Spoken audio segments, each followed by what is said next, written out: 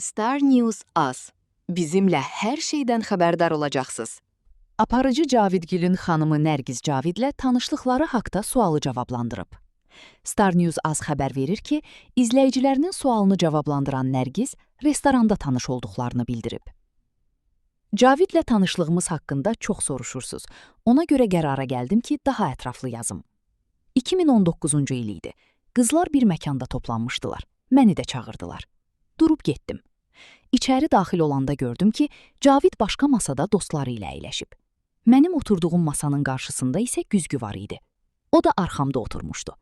Beləcə, güzgüdən göz-gözə gəldik və bir neçə saniyəlik baxışma oldu. Axşam evə gələndə ona Instagramda yazdım və Cavid güzgüdən göz-gözə gəldiyi o qızın mən olduğunu anladı. Bir həftə yazışdıq. Sonra ilk görüşümüz oldu. Və düz 10 gün sonra evlilik təklifi. Cəmi 3 ay sonra isə nişanlandıq.